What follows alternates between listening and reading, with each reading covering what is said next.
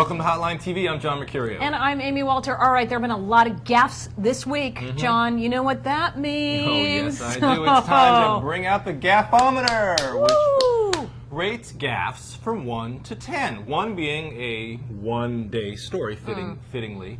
5 meaning the story's probably got legs, and 10 meaning that it could be a career ender. 10 meaning a macaca, a Dean scream type thing. You know what I'm talking about. I got it. All right, so what is a first up on the meter? All right, let's go first. This is not necessarily an order of gaffe, but we're just going to bring it up sort of randomly, if you will. Obama, and in New York City at his fundraiser, forgetting momentarily that he also was there to make a pitch for Hillary Clinton's debt retirement plan. Let's talk about that. All right, I'm going to put that in the 5 category, which is, look, I do think that so much of this story about are the Clinton voters coming over to Obama, are donors going to start giving to Obama, somewhat overblown, somewhat overplayed.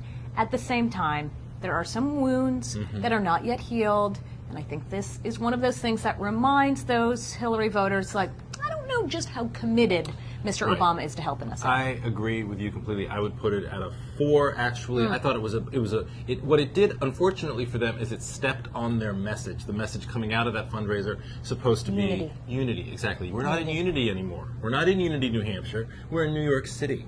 Oh, very different place. Very and different so place. I think it worked against the message of the night, which was supposed to be that, and that's why I think in part you saw the Washington Post story today saying you got a lot of Clinton fundraisers and a lot of Obama fundraisers who aren't really happy about this whole little deal. Partnership. Yeah. All right, moving right along. McCAIN and Carly Fiorina and VIAGRA and birth control and the image of him on the, he did a good job actually after looking like this for a little while. Then, did you notice that somebody must have told him, if you put your hand up here and do the sort of... You look pensive. You look pensive rather than like, what did she just say? What do you think? Did that help?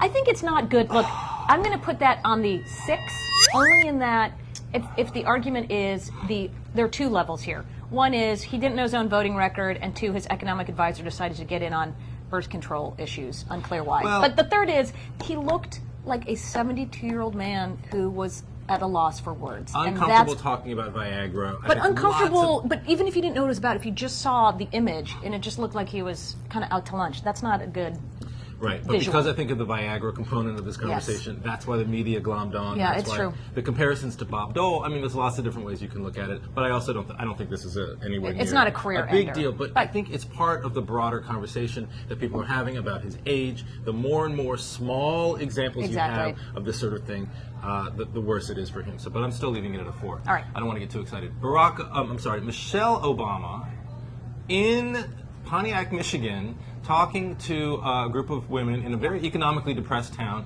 trying to sort of dismiss the significance of the $600 rebate checks, saying, really, essentially, what do you get? You get this $600 check, and then you go out and you buy a pair of earrings. What do you have left after that? $600 earrings. Is that what she's talking about? Yeah, these are like, I don't know if you noticed. They look beautiful. They're totally gorgeous. These are actually $700. So you don't get a lot. I get where that's going. But again, it comes back to your point you just made, which is the context, especially when people already think you're out of touch, a fat liberal, not helpful. The only good news for her is the fact that people are not fascinated with this and glomming on this right now because there's too much other stuff for them to talk about. Which I'm a little bit surprised by that. I thought this was the kind of thing that, frankly, it's not going to come up. It didn't really mean much, frankly. She was joking, apparently.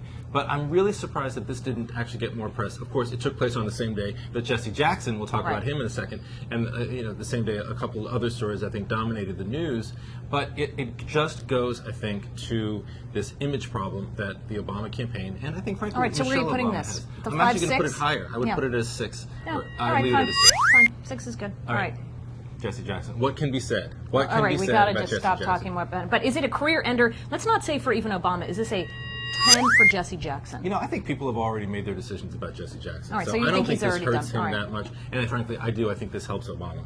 I do. I think it doesn't hurt him with African-American voters, most of whom have made their decision about him and about Jesse Jackson. Look at Jackson as part of the past, Obama as part of the future. It helps him with white voters. Okay, I'm going to just disagree a little bit. Go for it. Yeah, I'm going to disagree. I welcome dissent. I think, though, that any time, again, if you are just a regular voter and you're just tuning in and out of this campaign, right? You're not paying very detailed focus to this.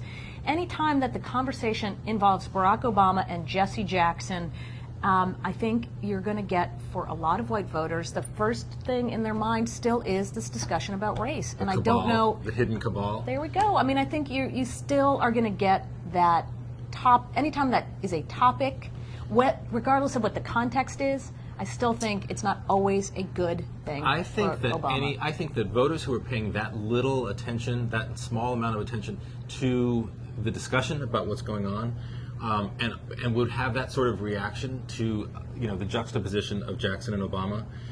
If you think about it, they're probably not Obama voters in the first place. Maybe they're not. probably people who sort of reflexively have emotions about race in a way that imply that they're not going to vote for Obama. So I don't think that group of people. Although here's where is we decisive. can, and then this is going to be interesting, right? So then we do, and this is our last one, the Phil Graham blunder.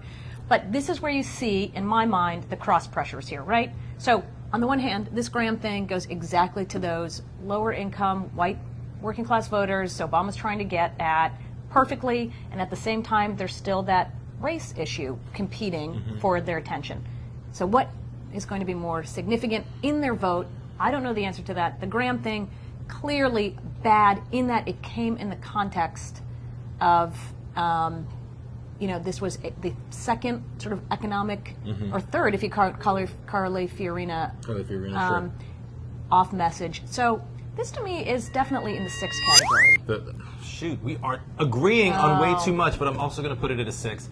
And we don't really have much more time because the show's already too long. Yeah. And our producers are waving frantically for us to get off stage, and we have a whole team of producers over here now. So that is it right now for Hotline TV. I'm John Mercurio. Have a good weekend. I'm Amy Walter. See you next time on Hotline TV. Good job. Nice. Really Did you really nice. mean those things you said about me yesterday? No, I don't know what you're talking about. I apologize for those. That's really